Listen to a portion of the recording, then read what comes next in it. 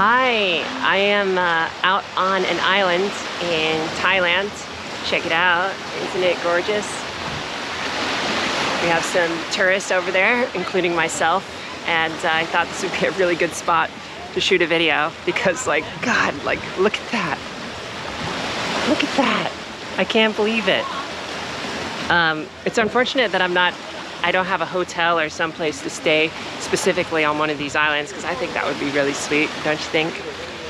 But this is really cool. I'm really enjoying this trip, and I've really been thinking a lot about moving here, living here, at least part-time, and what it would require, which it seems like it would require a lot, honestly. But, I mean, who knows? I didn't know I was going to live in Berlin, and then I lived in Berlin. I didn't know I was going to live in the United States again. I did, and now here I'm in Thailand being like, well, it could be kind of really cool. And if someone were to kind of say, well, what is Ashley doing? She must be following her heart. I don't really know. Like, I feel like sometimes you just kind of have a feeling and you go with that feeling, and that feeling can take you in a direction, but you don't really know what the outcome is going to be. Do you know what I mean? Have you had those moments where you're like, I'm gonna just, this feels right, or this feels like the thing that I should do next, or where I should go.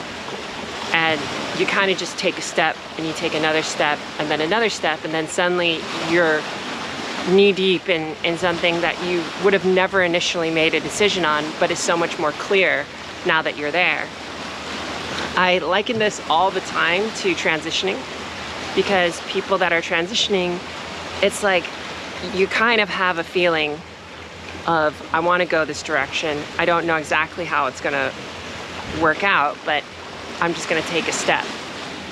Or some people are very different. They're like afraid of taking that step, right? And I think the worst part, though, is when people don't even know that they can take a step in a direction. I don't know if you've been like this or if you know people like this, but people are lost. And it's really unfortunate that people are lost. People don't know where to go. People don't know what they are going to do in their life. They don't even know who they are.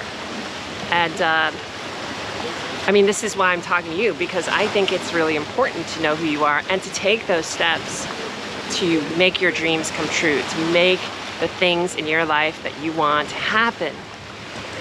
Now, sometimes you just can't, like, whether that's the constraints of family or work or accessibility. But, like, is there something out there for you that is a small slice of your dream? I was on the phone with Michael, this guy that I've been talking to, who I think is my soulmate, but I just don't know yet. And I said to him, what did I say to him? I said, I'm living my dream. Which is weird to say because I have new dreams. But right now, this is the dream that I was dreaming 2 or 3 years ago. I'm at a point in my life where it's like, I've gotten most of my surgeries done. I've turned into a beautiful woman. I have the ability to live and work anywhere. And I have just like complete flexibility, or almost complete flexibility with my time. I don't feel tired. I don't feel drained by my work. I'm energized, and I have someone to speak to and share my excitement with the world and the things that I've had with you. And I'm able to hear from you, and you're able to reciprocate, and I can feel our connection. So it's like, what is it for you that can take you to the point where you can take a step forward in whatever dreams that you're seeking so that you can have them? And if you're sitting on your butt and you're thinking, man, like, I don't know if I have any dreams, or I don't know if it's worth pursuing them, just pursue the small one. Don't go after the big ones all the time. That's draining. It feels hard to accomplish. It's really difficult, honestly. And it takes time. It takes little itty bitty steps.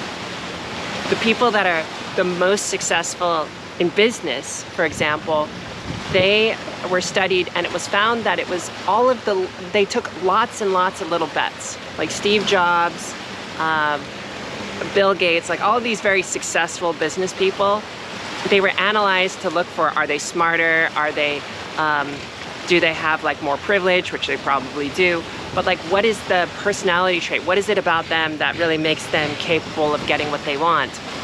And it comes down to making little small bets. And I think about that a lot with life and what you're doing. It's like, can you make small bets on yourself? Can you make small bets on ideas and thoughts and feelings that you feel pulled towards? When I was 5 years ago, when I identified as a male, I had no fucking idea this was gonna happen. I had no idea. But there was a part of me that felt like cross-dressing was a thing that interested me. I thought it was just sexual. And then, so I took the leap and just was like, okay, well, let me just kind of dress up and see what that feels like. And it was kind of a sexual thing. But you kind of take some steps beyond that and you start to realize, oh, well, this is actually something that feels comfortable. This feels good. I want more of this. It's not just a fetish. Maybe it's something else. And you just take all these little steps and it gets really frightening. And 2 years later, I'm like, oh my God, I need to take hormones. And then another year in, I'm like, oh my God, I'm a woman. I'm not a non-binary person. And it snowballs. And I quit jobs, I changed jobs. And I moved countries. Here I am in Thailand right now, living this dream that I had no idea that I had of myself. And that's the crazy part, is you have a snapshot. You have this like snapshot of where you want to be and where you want to go. And it's kind of like this capture moment. Like, can I get to this trophy? Do you have that? Do you have like that with how you project what your dream partner is, or this dream moment where you feel like you've made it? You know, the marriage, the proposal, these are some of my snapshots. That moment of like you've achieved your dream life, like maybe the job or like a house or something. We pursue these snapshots and it's like, they're great. They're great indicators of directions that they should take you, but it's not the same reality that you can actually achieve necessarily. And the pursuit of a snapshot isn't really, I think, worth pursuing because it's just a moment. But can you find a place where you can breathe and live an extended snapshot? Like, can you take the snapshot and can you turn it into a movie? Can you turn it into a story or a narrative or an experience where you're like, when you die, you go, I lived the best fucking life that I possibly could.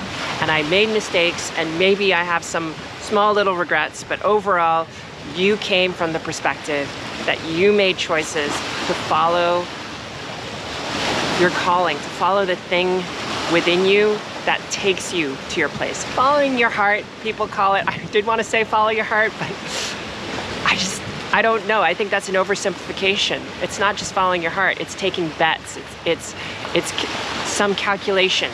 It's sometimes less romantic to calculate, but sometimes that's what you need in order to execute and make the thing. Do you get me? I hope you're doing good out there, and let me know how you are and what's going on. I'm gonna go back to walking and exploring the beach, and I'll see you in another episode soon. Thank you, Maya, for sponsoring me, and just like, thank you. Thank you. Thank you for being you, and thank you for being here. Bye.